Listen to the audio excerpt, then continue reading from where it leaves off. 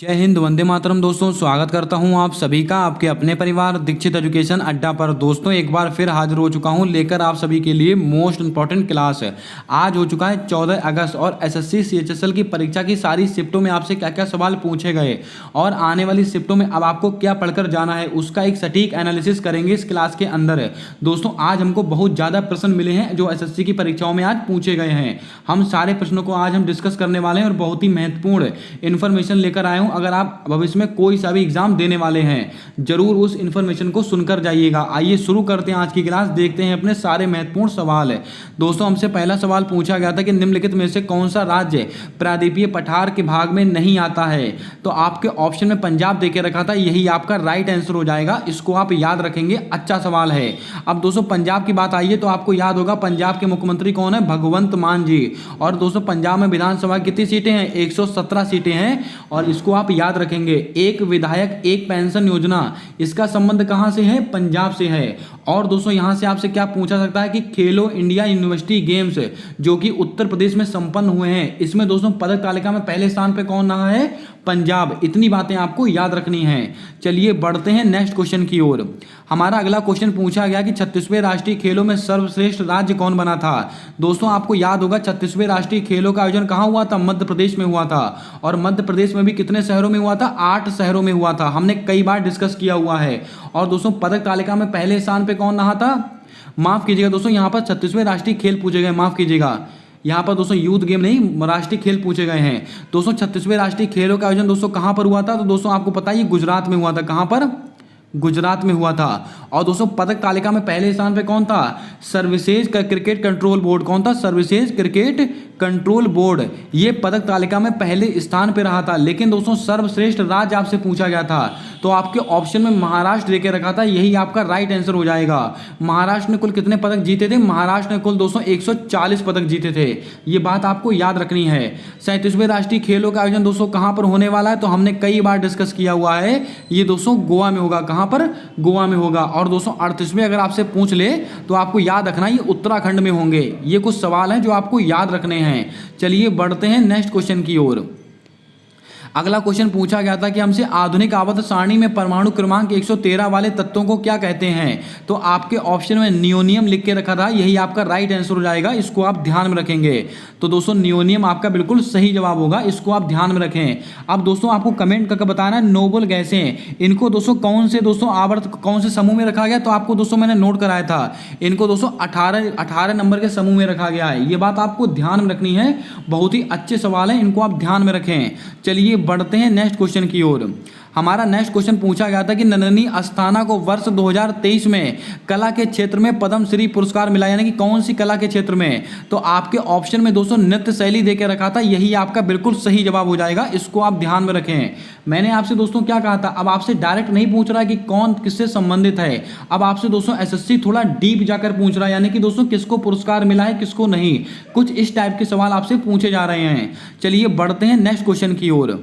हमारा दोस्तों next question पूछा गया था कि ब्रह्मपुत्र नदी को भारत के बाहर किस नाम से जानते हैं। तो बच्चे ने इसका आंसर दोस्तों लगा दिया होगा, सांगपो कहते हैं तिब्बत में। ब्रह्मपुत्र नदी को दोस्तों तिब्बत में क्या कहते हैं, सांगपो कहते हैं। अब दोस्तों ब्रह्मपुत्र नदी की बात आई तो आपको याद होगा, इस पर दोस्तों कौन सा द्वीप स्थित है, माजुली द्वीप। अगर आपसे पूछा जाए कि माजुली द्वीप किस नदी पर स्थित है, ब्रह्मपुत्र नदी पर स्थित है। इसके अलावा ब्रह्मपुत्र नदी, इसकी दोस्तों सहायक नदियां कौन सी है, केमांग, लोहित। ब्रह्मपुत्र नदी की सहायक नदी केमांग, लोहित, सुबनश्री। केमांग, लोहित, सुबनश्री, ये किसकी सहायक नदियां, ये ब्रह्मपुत्र नदी की सहायक नदियां हैं, इनको आप याद रखें। अब दोस्तों आपको कमेंट करके बताना है माता टीला परियोजना, माता टीला परियोजना दोस्तों किस दोस्तों नदी पर स्थित है, इसका जवाब आपको कमेंट कर देना है। आइए दोस्तों बात करते हैं मोस्ट इंपॉर्टेंट तथ्य को लेकर। दोस्तों अगर आपका भविष्य में कोई सा भी एसएससी का एग्जाम है तो दोस्तों इस बात को आप गांठ बांध लीजिएगा। दोस्तों बहुत ही महत्वपूर्ण जानकारी लेकर आप सभी के सामने हाजिर हुआ हूं। अगर आपका भविष्य में SSC CHSL tier 2, CGL tier 2, MTS, SSC दोस्तों सीपीओ, स्टेनोग्राफर, कोई सा भी दिवसीय एग्जाम है तो ये ब्रह्मास्त्र वाले ई नोट्स लेकर मैं आपके सामने हाजिर हो चुका हूं। जी हां दोस्तों, आपको मैं बता दूं यहां पर आपको जीके जीएस के दोस्तों जो नोट्स दिए जा रहे हैं उसके अंदर आपको history, polity, geography, social science, economics और विविध स्टैटिक जीके, ऐसी स्टैटिक जीके जो आपकी परीक्षा में आती है, आप आराम से 25 में से 18 से 20 सवाल हंस के बना ले जाओगे। और दोस्तों केवल और केवल आपको अफोर्डेबल प्राइस में दोस्तों दिए जा रहे हैं, केवल 60 रुपीज़ में। कितने में? 60 रुपीज़ में। अगर आप दोस्तों करंट अफेयर्स के नोट्स लेते हो दोस्तों, जनवरी से लेकर जुलाई तक का करंट अफेयर बहुत ही कंसाइज रूप में और दोस्तों वन लाइनर फैक्ट के रूप में आपको केवल 60 रुपीज़ में दिया जा रहा है। और दोस्तों इसके अलावा अगर आप दोस्तों ये दोस्तों बहुत ही धमाकेदार ऑफर, अगर आप दोस्तों ये करंट अफेयर और जीके के नोट्स बराबर मिक्स में लेते हो तो दोस्तों आपको केवल और केवल ये 75 रुपये के मिलने वाले हैं। केवल इसके ये ऑफर 15 अगस्त से पहले का है। यानी कि दोस्तों अगर आप इसको आज ही परचेस कर लेते हो तो दोस्तों आपको ये 75 रुपये का पड़ जाएगा। और दोस्तों आपको बता दूं इसके अंदर करंट अफेयर और जीके आपको दोनों मिलने वाले हैं। आपका कोई सा भी एग्जाम हो, आप दोस्तों रिवीजन करना चाहते हैं दोस्तों, बहुत ही कम समय में इन नोट से आप अपना सारा रिवीजन कर सकते हैं। आपको वो सवाल, ऐसा कंटेंट दिया जाएगा जो आपकी परीक्षाओं में डेली पूछा जा रहा है।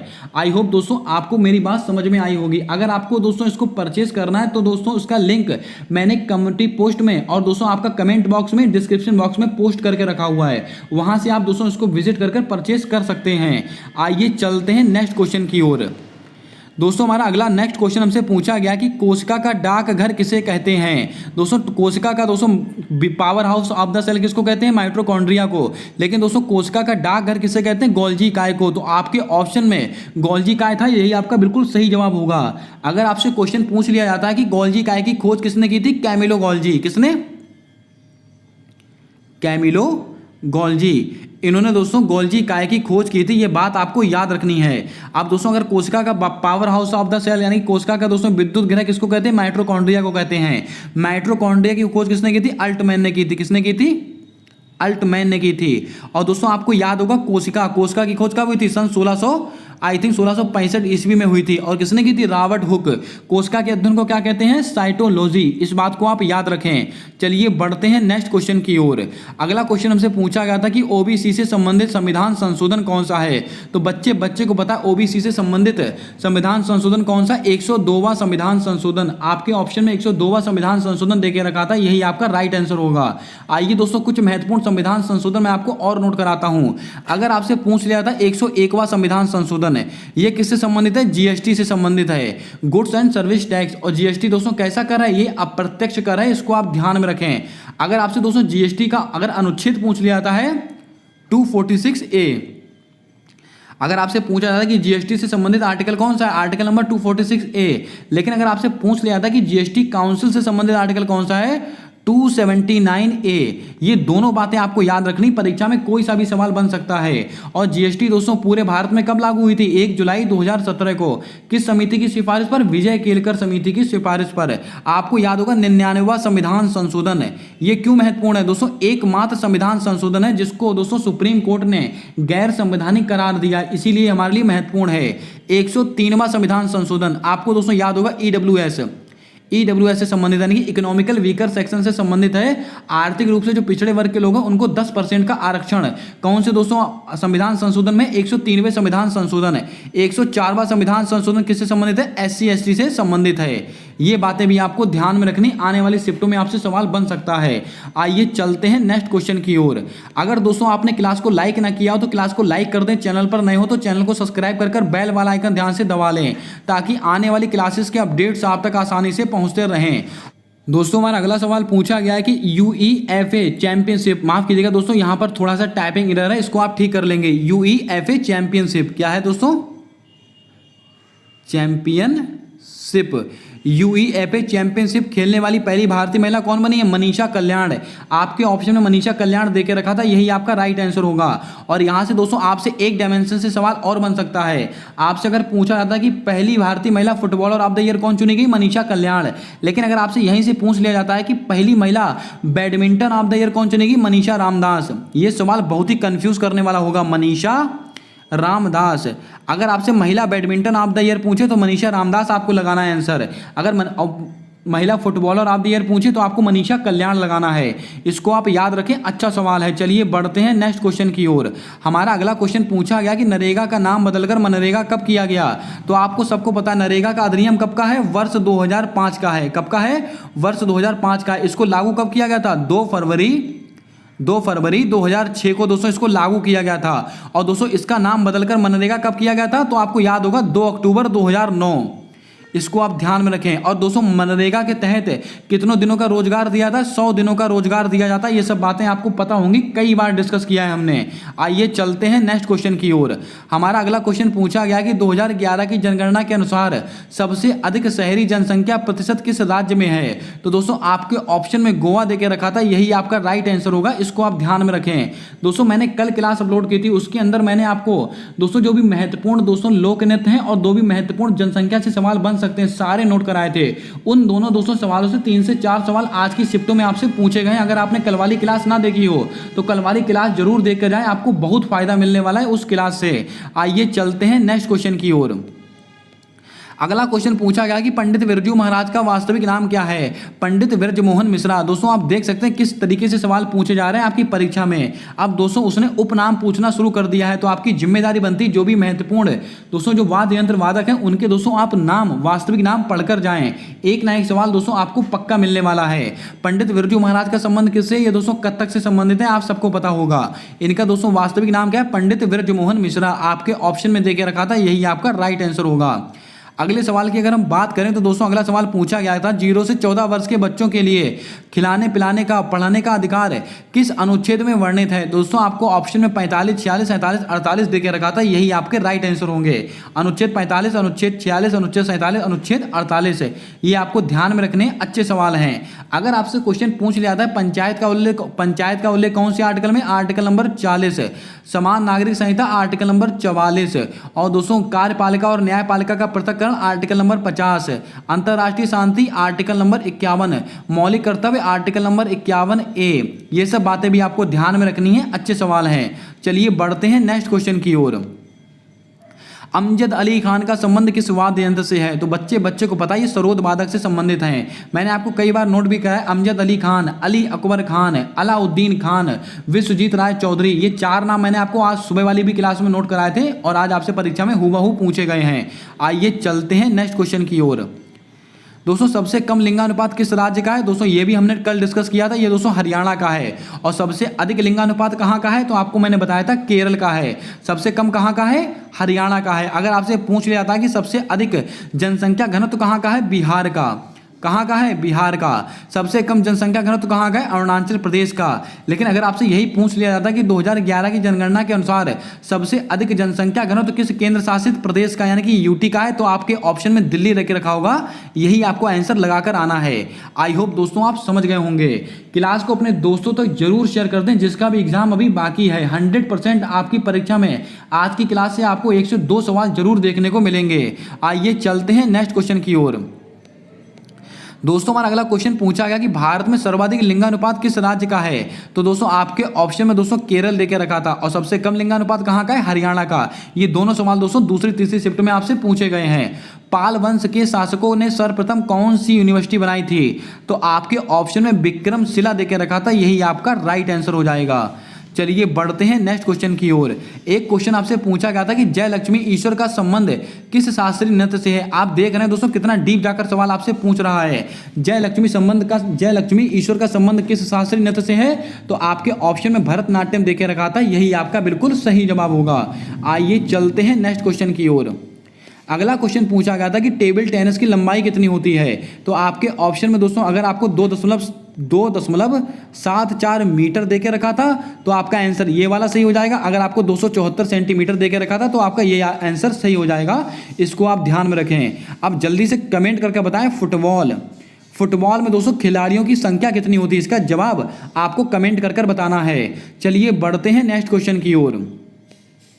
अगला क्वेश्चन पूछा गया कि पीपी इंदिरा बोरा को 1996 में कौन सा अवार्ड मिला? दोस्तों आपको ऑप्शन में संगीत नाटक अकादमी देकर रखा था, यही आपका बिल्कुल सही जवाब हो जाएगा। भारत में द्वैध शासन किस अधिनियम के तहत आया था? दोस्तों भारत सरकार अधिनियम 1919, तो आपके ऑप्शन में ये देकर रखा था, यही आपका बिल्कुल सही जवाब होगा।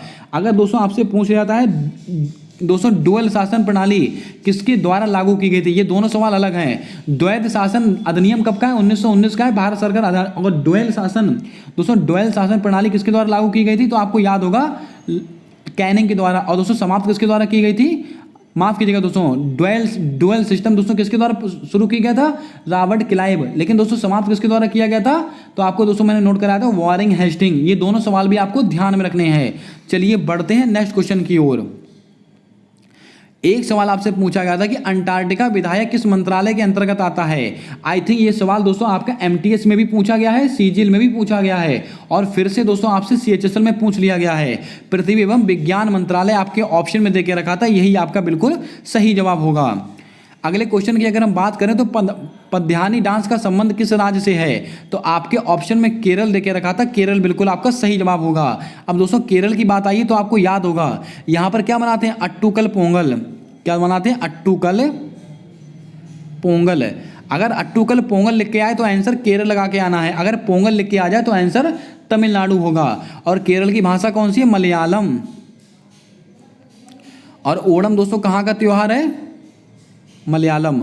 ओणम दोस्तों कहाँ का? ये भी केरल का है। और सबरीमाला मंदिर ये कहाँ पर स्थित है? केरल में स्थित है। और कौन सा फेस्टिवल मनाते हैं? मकर विलक्कू त्योहार। आइए बढ़ते हैं नेक्स्ट क्वेश्चन की ओर। हमारा अगला क्वेश्चन पूछा गया कि वित्तीय ईयर की समय सीमा कितनी होती है? तो आप सबको पता है 1 अप्रैल से लेकर अगले साल की 31 मार्च तक। तो आपके ऑप्शन में दे के रखा था, तो इसको आपको याद होना चाहिए। ये सब 200 चीजें आपको पता होनी चाहिए। चलिए बढ़ते हैं नेक्स्ट क्वेश्चन की ओर।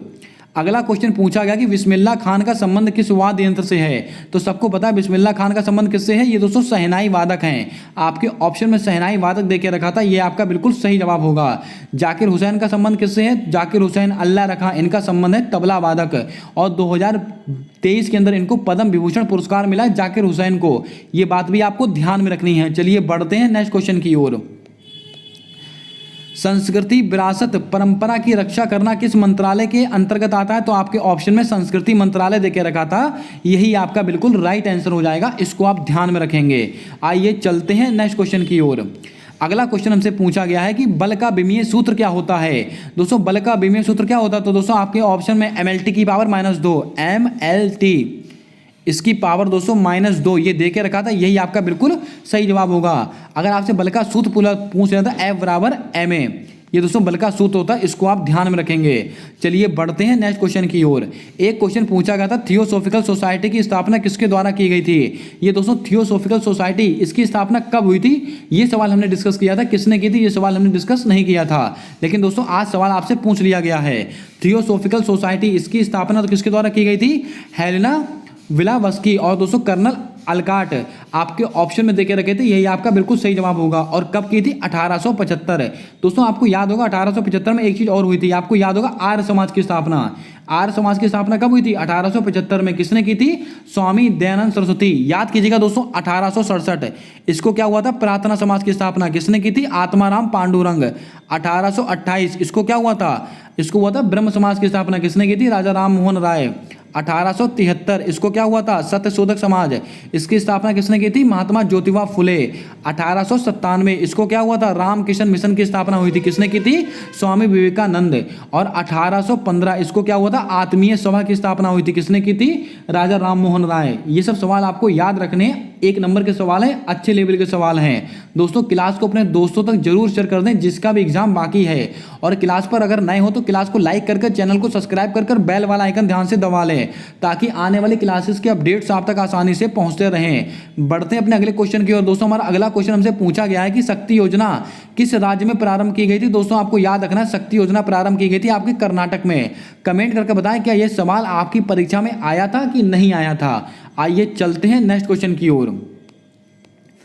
अगला क्वेश्चन पूछा गया था कि चेराव नृत्य का संबंध किस राज्य से है? ये दोस्तों इसको बम्बू डांस भी कहते हैं। और इसका संबंध कहां से? ये दोस्तों मिजोरम से है। आपके ऑप्शन में मिजोरम देके रखा था, यही आपका बिल्कुल सही जवाब होगा। अगर हम दोस्तों मिजोरम की बात करें तो दोस्तों आपको याद होगा चापचार कूट महोत्सव। कौन सा? चापचार कूट महोत्सव। चापचार कूट महोत्सव इसका संबंध कहां से है? इसका संबंध है आपके मिजोरम से। ये बात आपको याद रखनी है। चलिए बढ़ते हैं नेक्स्ट क्वेश्चन की ओर। अगला क्वेश्चन पूछा गया था कि बैलाडिला की पहाड़ी किस राज्य में स्थित है? तो आपके ऑप्शन में छत्तीसगढ़ देके रखा था, यही आपका बिल्कुल सही जवाब होगा। छत्तीसगढ़ का दोस्तों आपको क्या रखना? पंडवानी। पंडवानी दोस्तों कहाँ का लोक नृत्य है? छत्तीसगढ़। इसकी फेमस कलाकार कौन है? तीजन भाई। और दोस्तों पंथी लोक नृत्य कहाँ का? यह भी छत्तीसगढ़ का है। हरेली ये कहाँ का, ये भी दोस्तों छत्तीसगढ़ की है। और हरेला दोस्तों कहाँ का त्यौहार है, इसका जवाब जल्दी से कमेंट कर छाप दें। चलिए बढ़ते हैं नेक्स्ट क्वेश्चन की ओर। हॉर्नबिल फेस्टिवल, बच्चे को पता है, नागालैंड के संबंधित है हॉर्नबिल फेस्टिवल। आइए बढ़ते हैं नेक्स्ट क्वेश्चन की ओर। आईपीएल 2022 में कौन सी टीम जीती थी, तो बच्चे को पता होना चाहिए, गुजरात टाइटंस जीती थी। किसको हराकर जीती थी, जल्दी से आपको कमेंट करके बताना है। आपको याद होगा गुजरात टाइटंस जीती थी राजस्थान रॉयल्स को हराकर। और 2023 दोस्तों 2023 में कौन सी टीम विजेता बनी है, चेन्नई सुपर किंग। किसको हराकर, आपको याद होगा दोस्तों गुजरात टाइटंस को हराकर। अब दोस्तों 2022 की बात आई तो दोस्तों आपको याद होगा ऑरेंज कैप, 2022 वाला ऑरेंज कैप दोस्तों किसको मिला था, ऑरेंज कैप जोस बटलर को, जोस बटलर को मिला था ऑरेंज कैप। और दोस्तों पर्पल कैप किसको मिला था, युजवेंद्र चहल। किसको मिला था, युजवेंद्र चहल को मिला था। कितनी टीमों ने भाग लिया था, 10 टीमों ने भाग लिया था। कौन से क्रम का था, 15वें क्रम का था। और इसके अलावा टाइटल स्पॉन्सर कौन था, टाटा। ये सब बातें तो आपको मैं कई बार बता चुका हूं, ये सब आपको नोट होना चाहिए। चलिए बढ़ते हैं नेक्स्ट क्वेश्चन की ओर। एक क्वेश्चन पूछा गया था कि मार्लेमेंटो एक्ट का संबंध किस वर्ष से है, तो दोस्तों आपको पता होना चाहिए मार्लेमेंटो एक्ट कब का है, ये वर्ष 1909 का है, आपको याद होना चाहिए। और दोस्तों इसी में दोस्तों मार्लेमेंटो एक्ट, और इसके अलावा दोस्तों अगर आपसे पूछ रहा था कि मॉन्टेग्यू चैम्सफोर्ड अधिनियम, ये कब का, ये 1919 का है। मॉन्टेग्यू चैम्सफोर्ड अधिनियम भी आप याद रखें, ये सवाल भी आपसे पूछ सकता है। और मार्लेमेंटो एक्ट कब का, 1919 का है। सूरत अधिवेशन कब का, सूरत अधिवेशन कब का है, 1907 में है। और इसी के द्वारा दोस्तों नरम दल और गरम दल अलग हो गए थे। और दोस्तों इसकी अध्यक्षता, इसमें अध्यक्ष कौन थे, रास बिहारी इसमें अध्यक्ष थे, आपको याद होगा। नादिर शाह ने भारत पर आक्रमण कब किया, यह सवाल भी आज आपसे पूछा गया है। तो आपके ऑप्शन में दोस्तों 1739 देके रखा था, यही आपका बिल्कुल सही जवाब होगा। अगर हम दोस्तों अगले क्वेश्चन की बात करें, वर्ष 2011 की जनगणना के अनुसार, यहाँ पर थोड़ा सा टाइपिंग एरर है, इसको आप ठीक कर लेंगे। वर्ष 2011 की जनगणना के अनुसार दोस्तों सर्वाधिक साक्षरता दर कहाँ की है, तो आपको पता होगा केरल की है। और सबसे कम साक्षरता दर कहाँ की है, बिहार की है। ये सवाल बहुत ही बच्चों वाले सवाल आपसे पूछे गए आज की कुछ शिफ्टों में। मैड्रिड स्पेन मास्टर से 2023 में दोस्तों विजेता कौन बना, पीवी सिंधु आपके ऑप्शन में देके रखी थी, यही आपका बिल्कुल सही जवाब होगा। दोस्तों आपका टाइम वेस्ट करने का दोस्तों कोई मकसद नहीं, आप सवाल सुनिए उसका आंसर सुनिए, क्योंकि दोस्तों आप टाइम खराब करने का दोस्तों कोई मतलब नहीं। आप अपनी तैयारी को और बेहतर बनाइए। फटाफट दोस्तों मैं आपको क्वेश्चन उसके आंसर बताते चल रहा हूं। आइए बढ़ते हैं नेक्स्ट क्वेश्चन की ओर। हमारा अगला क्वेश्चन पूछा गया डीआरडीओ का सर्वोत्तम पद कौन सा होता है, तो आपके ऑप्शन में आई थिंक महानिदेशक देके रखा था, यही आपका बिल्कुल सही जवाब हो जाएगा, इसको आप ध्यान में रखें। अब दोस्तों डीआरडीओ की बात आई है तो डीआरडीओ से आपसे 2 से 3 सवाल और बन सकते हैं। डीआरडीओ की स्थापना दोस्तों कब हुई थी, तो आपको याद होगा 1 जनवरी 1958 को दोस्तों डीआरडीओ की स्थापना हुई थी। और इसके दोस्तों हेड कौन है, समीर कामत, समीर वी कामत इसके वर्तमान में हेड हैं। और दोस्तों डीआरडीओ का एक ध्येय वाक्य वलस्यम मूलम विज्ञानम, इसका मतलब है शक्ति का स्रोत विज्ञान है, ये भी आपको याद रखना है। अब दोस्तों डीआरडीओ की बात कर ले तो इसरो भी बता दीजिए। इसरो की स्थापना कब हुई है, 15 अगस्त 1969 को हुई है। और इसके हेड कौन है, सोमनाथ जी हैं, और बेंगलुरु में इसका हेडक्वार्टर है। चलिए बढ़ते हैं नेक्स्ट क्वेश्चन की ओर। वर्ष 1998 में भारतीय संगीत कला अकादमी पुरस्कार किसे प्राप्त हुआ, तो आपके ऑप्शन में सुब्बा लक्ष्मी देकर रखा था, यही आपका बिल्कुल राइट आंसर हो जाएगा, इसको आपको याद रखना है। अगर हम बात करें अपने अगले क्वेश्चन की, तो दोस्तों अगला क्वेश्चन हमसे पूछा गया है कि चुंबकीय व्यवहार का नियम किसने दिया था, दोस्तों आपके ऑप्शन में फ्लेमिंग दिया होगा। दोस्तों आपने दोस्तों हाई स्कूल इंटर में पढ़ा होगा फ्लेमिंग के बाएं हाथ का नियम, तो वहीं से आपसे सवाल बनाया गया है। चुंबकीय व्यवहार का नियम किसने दिया था, जॉन एम्ब्रोस फ्लेमिंग, आपके ऑप्शन में देके रखा था, यही आपका बिल्कुल राइट आंसर होगा। आल्हा और उदल का संबंध किस वंश से था, बहुत ही लल्लन टॉप सवाल पूछा गया है, तो आपके ऑप्शन में बनाफर वंश देके रखा था, यही आपका बिल्कुल राइट आंसर हो जाएगा। और दोस्तों आज का अगला और लास्ट सवाल पूछा गया था कि करनाल का युद्ध कब हुआ था, ये 24 फरवरी 1739 में हुआ था। आपके ऑप्शन में अगर आपसे दोस्तों ये पूछा गया कि कब हुआ था, तो दोस्तों आपको 24 फरवरी 1739 याद रखना है। अगर किसके बीच में हुआ था, दोस्तों फारसी राजा नादिर शाह तथा मोहम्मद शाह के मध्य हुआ था, जिसमें मोहम्मद शाह की हार हुई थी, नादिर शाह जीते थे। ये बातें आपको याद रखनी है। दोस्तों आज 41 से 42 सवाल हमको मिल पाए हैं सारी शिफ्टों के, और आपकी जानकारी के लिए बता दूंगी पहली, दूसरी, तीसरी शिफ्टों के मोस्टली सवाल हैं। चौथी शिफ्ट का शायद 1 ही 2 सवाल होगा, अदरवाइज नहीं होगा, इसको आप ध्यान में रखेंगे।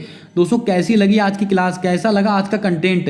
अगर क्लास पसंद आई है तो क्लास को लाइक कर दें, चैनल पर नए हो तो चैनल को सब्सक्राइब कर बेल वाला आइकन ध्यान से दबा लें ताकि आने वाली क्लासेस के अपडेट्स आप तक आसानी से पहुंचते रहें।